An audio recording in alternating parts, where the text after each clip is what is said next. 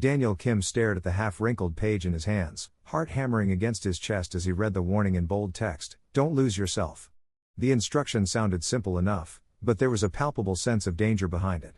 He reread the section describing another life again and again, enthralled by the notion of stepping into an entirely different reality, one in which the passage of time might twist beyond recognition. He had toyed with various solo RPGs for years, scrawling notes for potential sci-fi and martial arts novels in his journals. But this game was different. Much different.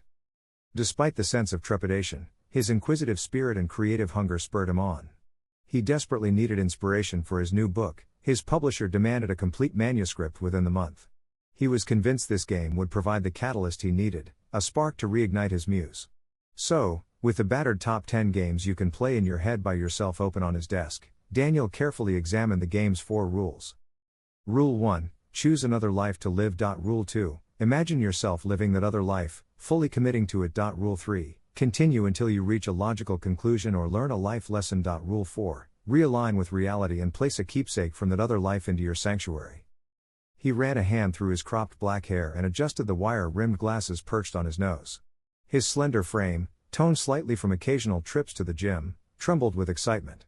"Let's do it," he whispered, shutting his eyes.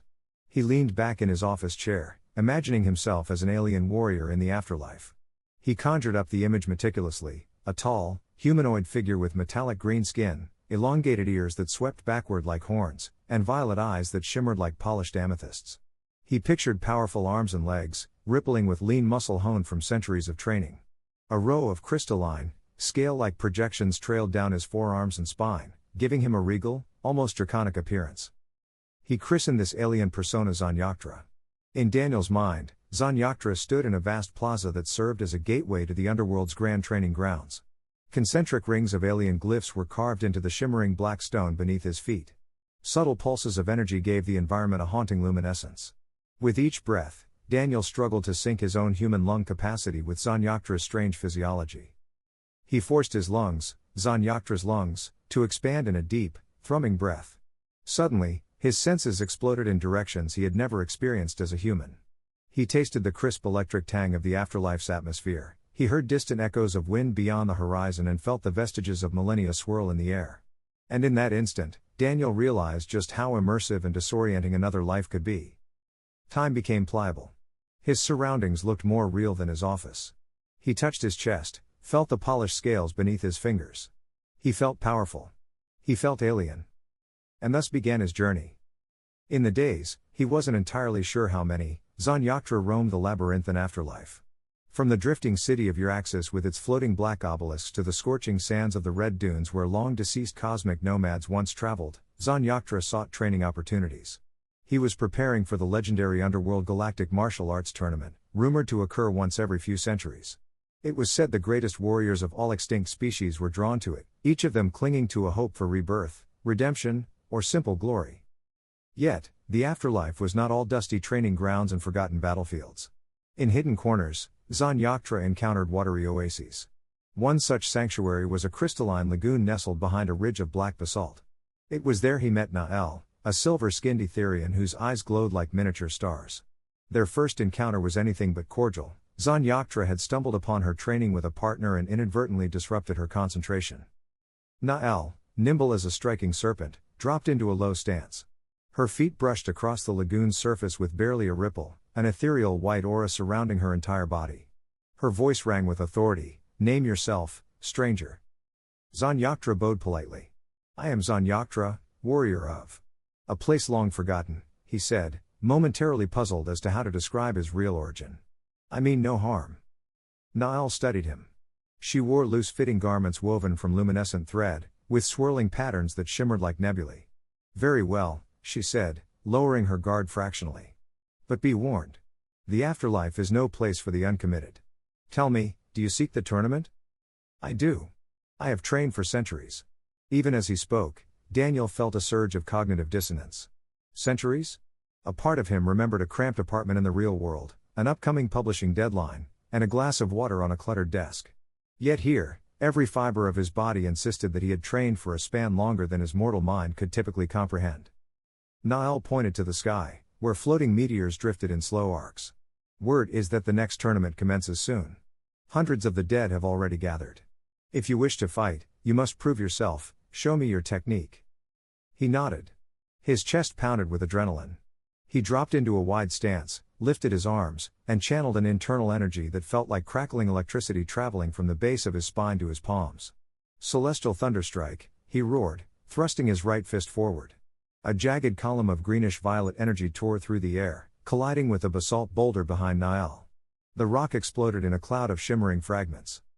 Niall's eyes widened. Impressive. I see you have not squandered your time here.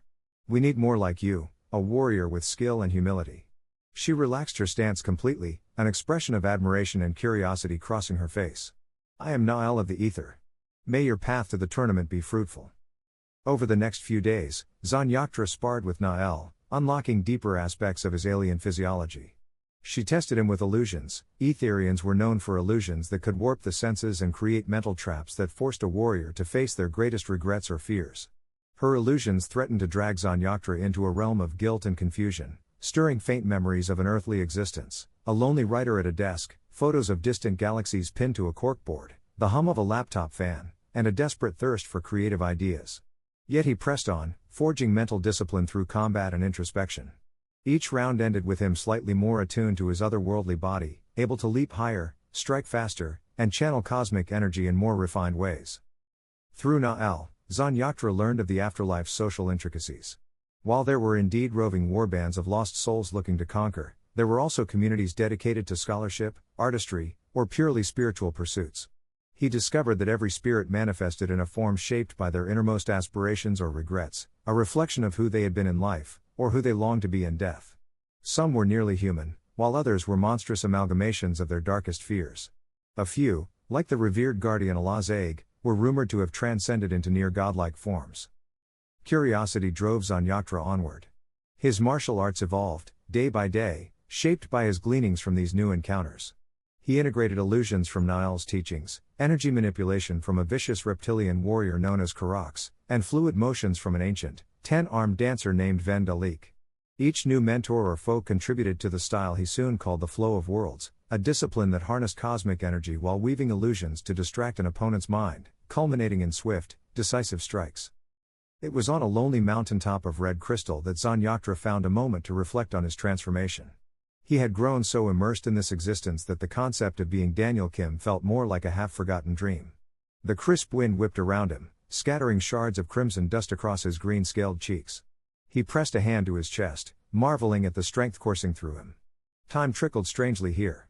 He hadn't realized how many weeks, months, had passed since he first arrived. The memory of a glass of water in a small, cluttered office flickered in his mind. But it was distant, unimportant. He had a new identity, Zanaktra, alien warrior, prospective competitor in the Underworld Galactic Martial Arts Tournament. One evening, a resonant gong shook the fabric of the afterlife. Those gifted with heightened senses felt it before it truly rang out in the physical sense, as a surge of energy that rippled through the dimension. Word spread in an instant, the tournament was about to begin. Zanaktra was guided, along with thousands of others, to a colossal arena carved from translucent gemstone. The stadium was said to have been built by the first beings who died in ancient galactic wars, and it was as grand as the cosmos itself. It towered into swirling skies, ringed by gargantuan statues representing martial champions from countless eons. Purple lightning streaked overhead, forming fractal patterns across swirling clouds. In the stands, throngs of strange spirits and creatures gathered, from wolf-like humanoids to energy-based orbs that flickered with excitement. The entire arena hummed with anticipation. Zanaktra entered through a wide arch, stepping onto the luminous arena floor. He spotted Niall among the contestants, giving him a respectful nod. Closer by stood Karax, the reptilian warrior who taught him how to channel internal cosmic force. Karax's scaled hide was a dark green, marked by scars from countless battles. His elongated snout twisted in something akin to a grin. Zanaktra, he hissed, this shall be the ultimate test of our might.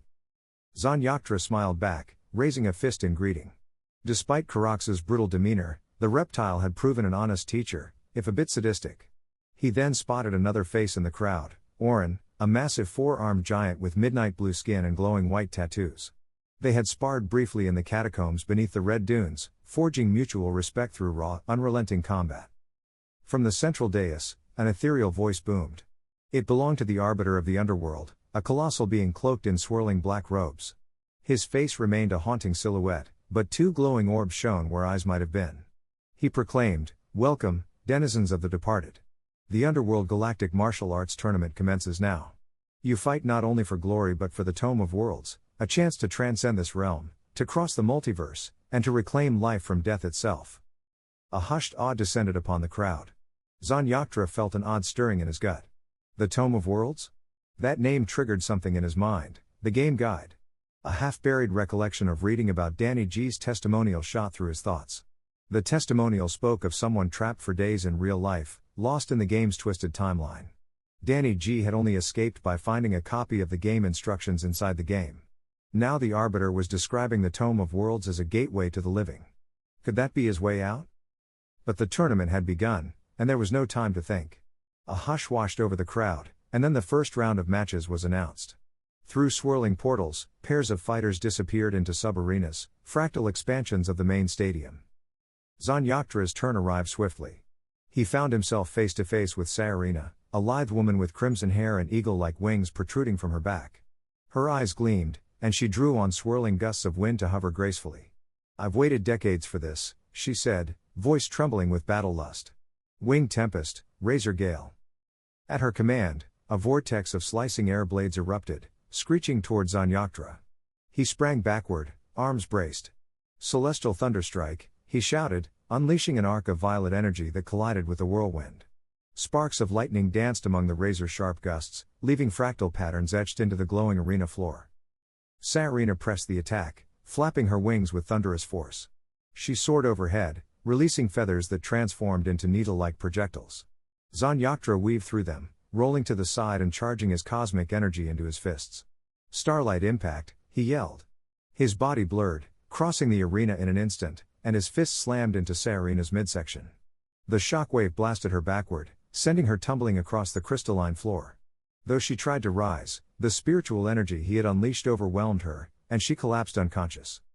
As a wave of cheers echoed around him, Zanaktra felt the ache in his limbs, and the dryness in his throat.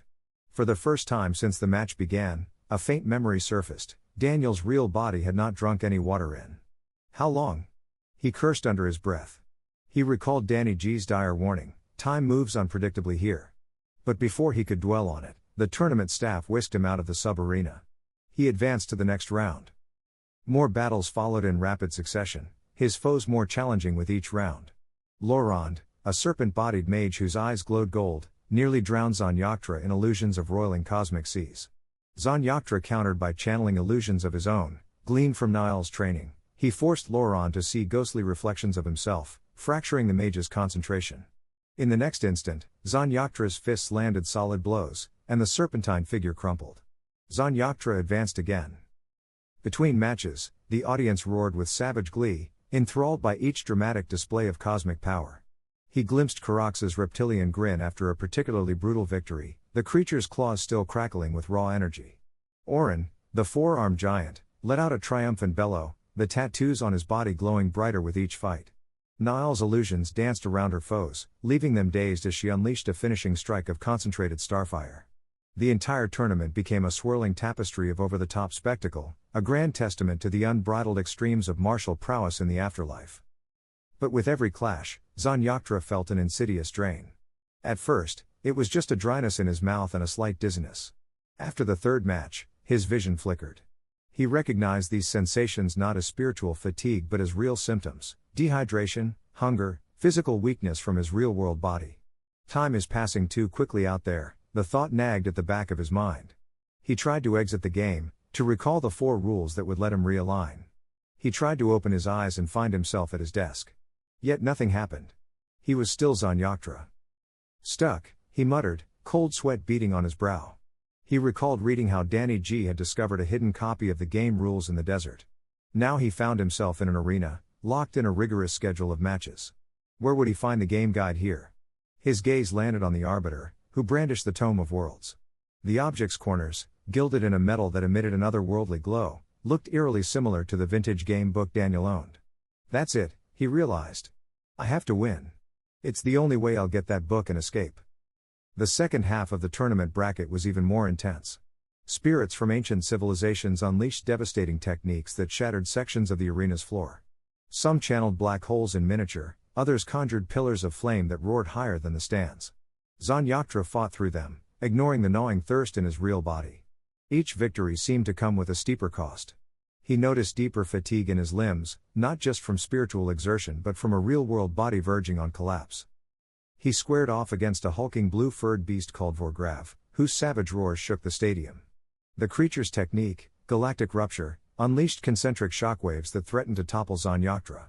Mustering every ounce of cosmic energy, Zanaktra responded with planar rend, a dual palm strike that tore cracks in the fabric of reality. Flashes of swirling cosmic light and thunderous blasts of air ensued. The crowd watched in stunned silence as the aftershocks of their clashing energies toppled statues in the Colosseum's upper levels. In the end, Vorgrav fell to one knee, chest heaving, and Zanaktra managed a final blow to knock him out. Gasping for breath, Zanaktra clutched his abdomen, pain lancing through him. His eyes flickered, momentarily seeing his real-world office. He saw a delirious reflection in the black computer monitor, a pale man with chapped lips, dark circles under his eyes, his breath ragged. He wanted to scream, to beg for water, but no sound came out in that flicker of a moment. He was swept back to the afterlife, the thunderous roar of the stadium washing away any remnants of his office. He advanced. Each round forced him to face an even stronger warrior. Each time, he clung to consciousness, pushing back the haze threatening to smother him. "I have to do this," he repeated, reminding himself that he needed the tome to survive. And yet the more he fought, the more he witnessed each competitor's reasons for wanting the grand prize. Some warriors had left children behind in the living world, children they desperately wanted to see again. Others had died in the midst of protecting their homes and yearned to finish their fight. Even Karax, savage though he was, lamented a clan he'd abandoned to an invading force. As each contender fell, they shared their stories of tragedy, of unresolved hopes. A pang of guilt tore at Zanaktra's heart. The day arrived, if one could even call it a day in the afterlife, for the final match, Zanaktra's championship bout. He surveyed the battered stadium. Cracks lined the crystalline floor. The once glorious statues had crumbled in the wake of cataclysmic clashes, and the sky overhead rippled with unnatural energies unleashed by these battles. Fewer spectators remained, many having been eliminated themselves and carried off for healing or having chosen to depart. He found himself face to face with his greatest rival, Niall. She stood with her head high, silver skin glowing brighter than ever. Her star-like eyes carried both determination and sorrow. "We meet at last," she said, voice trembling with emotion. "I had hoped to test my illusions against yours, but I take no pleasure in standing between you and the freedom you seek." Zanaktra took a deep, steadying breath. Memories of their training sessions flowed through him. She had helped shape him into the warrior he'd become. Yet neither could stand down. "We both know what's at stake," he said, forcing a faint smile. "May the best fighter prevail." The arbiter's voice echoed, "Final round. Begin." Instantly, Niall launched starlit mirage, illusions swirling around Zanaktra in a storm of astral lights. He felt his senses bend. Suddenly, he was on Earth, his Earth, sitting at his desk, an empty water bottle rolling across its surface. The feeling of dryness in his throat was so real, so intense. He nearly dropped to his knees. Is this an illusion? Or is this reality? Panic rose. He forced himself to focus on the faint glimmering edges of the scene, tiny cracks in the corners of his vision. With an anguished roar, he shattered the illusion, unveiling the warped stadium once more. Wasting no time, Niall dashed behind him, conjuring beams of pure starfire. He twisted at the last moment, crossing his arms to shield himself. The impact vibrated through his scales, singeing them. He stumbled back, panting. Summoning his strength, he roared, "Cosmic torrent, storm of the dragon star." A swirling vortex of purple lightning spiraled from his hands. The entire stadium was briefly illuminated by the searing light. Niall countered with a multi-layered illusion, bending the lightning around a phantom version of herself while her real body leapt overhead to deliver a downward strike. Zanaktra felt an explosion of pain across his back as starfire seared into him. He staggered, nearly toppling. The world spun. "I'm losing too much energy." But the thought of giving up, of letting himself die both here and in the real world, was unthinkable. He unleashed a surge of determination. With a trembling hand, he channeled illusions of his own, honed by countless battles. A half-dozen copies of Zanaktra exploded into being around Niall, each launching attacks from different angles. Caught off guard, she faltered, struggling to discern reality from feint. Zanaktra dashed in, fists wreathed in crackling cosmic light. Galactic Dragon's Fang, he shouted, driving his fist into Niall's side. The blow connected, sending her crashing to the ground in an eruption of dust and shattered crystal. The stadium erupted in cheers. The afterlife itself seemed to quake. Through ragged breaths, he approached Niall. She slowly rose, blood, shimmering and silver, trailing from her mouth. "Thank you," she whispered, unwavering pride in her eyes. "This is the true test of a warrior." Gathering the last of her power, she formed a condensed orb of starfire in her palms. Ether's final radiance. A sphere the size of a planet in miniature flared to life above her. A scorching heat enveloped Zanaktra, tearing at his body. He could feel it incinerating illusions, fracturing the ground, and contorting the very air. Summoning every drop of cosmic essence within him, Zanaktra channeled his final strike. He inhaled, calling on illusions to cloak him in swirling cosmic dust, and exhaled a singular beam of energy aimed straight at Niall's orb. Their energies collided with a deafening crack, the stadium floor shattering beneath them. The sky overhead split with a massive fissure. Motes of swirling cosmic debris rained down, filling the entire dimension with cataclysmic thunder and scintillating light. Zanaktra's consciousness blurred, his senses on the verge of collapse. With a final cry, he poured everything he had left into the beam. The explosion that followed swallowed the arena in blinding radiance. When the light subsided, Niall stood victorious. She held her side, panting heavily, her illusions flickering. Zanaktra lay sprawled on the ruined floor, his body battered, cosmic scales chipped and bleeding luminescent fluid. For a moment, the entire stadium went silent. "I lost," he muttered, surprised to find no bitterness in his voice. On the contrary, he felt an odd sense of peace. He had given everything he had reached the pinnacle of his potential in this moment. For a warrior, that was enough. The arbiter's voice echoed, "Niall is the champion."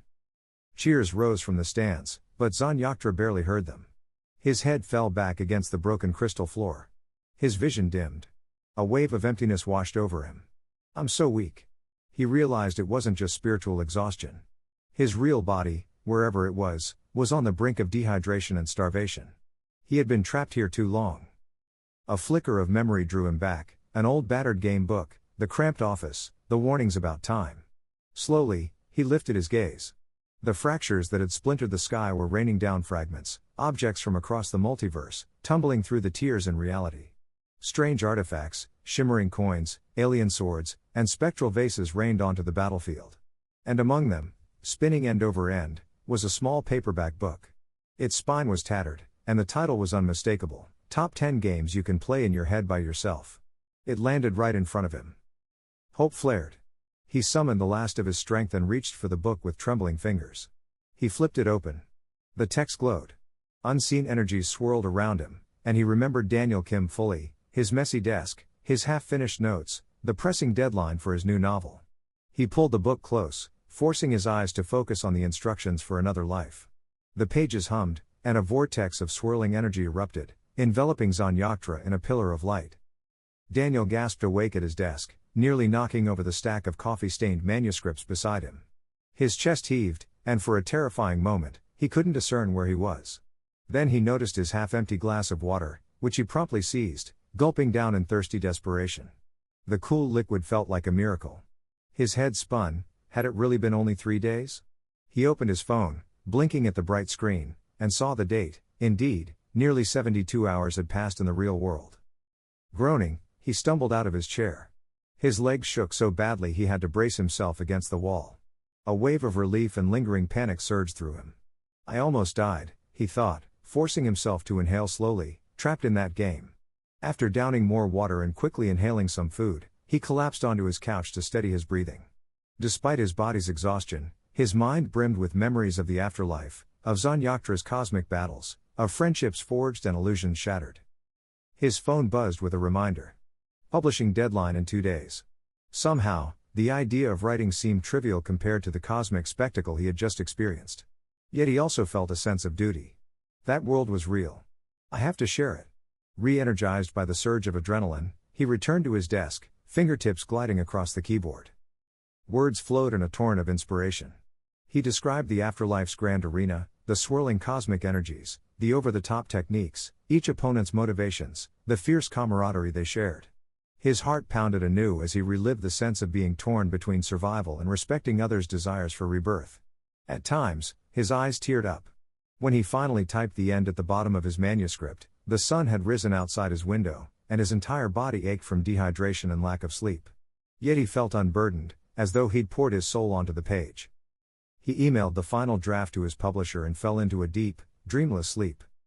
The days following his submission blurred by in phone calls and online buzz. His publisher called him in a near frenzy, raving about the brilliance of his new book, Another Life, A Warrior's Journey.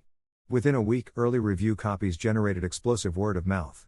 Within 2 weeks, the book had shattered previous sales records for a niche sci-fi martial arts drama. Daniel fielded interview requests and emails from enthusiastic fans. The story of Zanaktra had captured the imagination of thousands. One afternoon, at a small bookstore signing, a fan approached, a tall college student, bright-eyed and determined. The student held out a dog-eared copy of Daniel's novel. "Can I ask you something?" they said, voice almost trembling. "This story. About you playing a mysterious game in your own head, living centuries in an alien afterlife. Is it really true?" Daniel's mind flashed to the horrifying dryness in his throat as he lay on the ground of the broken stadium, to the cosmic energies raging overhead, and to the swirling vortex that had allowed him to escape. He felt the lingering ache in his real muscles, the memory of nearly 3 days without food or water. And he remembered the final moment, hearing the arbiter's voice declare Niall the champion as the crowd roared. All of it felt burned into his soul. He looked the fan straight in the eye, the faintest smile crossing his lips. "Yes," he said softly. "It is true. It's exactly as the title says, Another Life indeed."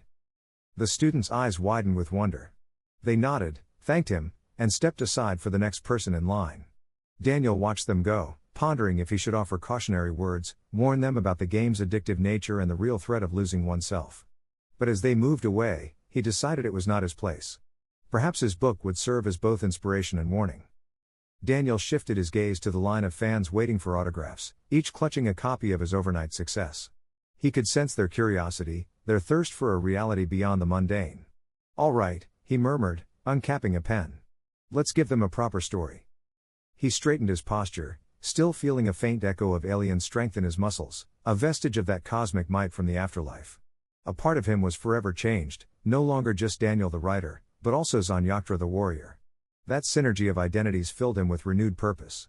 He silently vowed he would never forget the realm he had fought in, the illusions and starfire that shaped him. For now, though, he was back in reality, fulfilling his publisher's demands and greeting those who had been inspired by his tale. Yet, beneath it all, Daniel felt a subtle, unspoken truth. He had only scratched the surface of another life. There were more realms, more cosmic secrets, more forms of afterlife yet unexplored. And the game's creator, J. Bart, remained a mystery.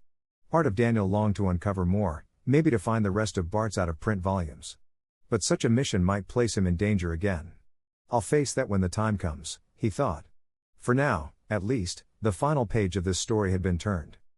As the last fan approached with a bashful smile, Daniel's eyes drifted briefly to the corner of the bookstore where a shadow seemed to shift. He thought of the game's instructions about placing a keepsake in one's sanctuary, and the cautionary note about one's shadow that might snatch those treasures away. His lips curved into a wry grin. Perhaps his shadow still lurked somewhere, messing around in the sanctuary he had imagined, snatching relics from Zanaktra's world. But that was a secret he would keep for another day. He pushed the thought aside and greeted the final fan with enthusiasm, heart brimming with gratitude and reverence for the extraordinary journey he had undertaken. The line dissolved, and the bookstore staff began cleaning up. Daniel closed his pen and tucked it into his pocket. Stepping outside, he felt the brisk evening air on his skin. He half expected to sense cosmic energies swirling about, but the city lights and passing cars reminded him this was the real world. Or was it? After all he had witnessed, he was no longer certain there was such a clear division between worlds. Each life, each dream, each flicker of imagination might be as real as anything else, connected by intangible threads that bound existence together. He took a deep breath, recalling the moment he had yelled out the name of an attack, feeling cosmic lightning ripple through his veins. The memory still sent a thrill down his spine. A new calm settled over Daniel as he headed home, the night sky above twinkling with countless stars. Perhaps one of those stars was the resting place of warriors long gone, waiting for their chance at rebirth. As he walked, he whispered under his breath, "Zanaktra lives within me. Another life indeed." And so, The story ended where it began, with Daniel, once a humble writer in search of inspiration, now changed forever. He had glimpsed a cosmic realm of illusions, tournaments, and unimaginable power, nearly paying the ultimate price. Yet in surviving that crucible, he had discovered that true strength came not from overwhelming power or illusions, but from the unbreakable will to move forward, no matter the cost. The memory of that final fight still echoed in his heart. He had lost in the tournament, but he had gained the insight that no victory in the afterlife, or in any life, could surpass the profound transformation of self-discovery. Yes, he had returned to his office, but he was not the same Daniel Kim who had first opened the game book in search of inspiration. He was a writer and an alien warrior, living one life in two different forms. And though he would never again take another life so lightly, he silently thanked J. Bard and that strange, out-of-print volume for leading him to the greatest creative breakthrough of his career, and, more importantly, to a deeper understanding of what it meant to truly live.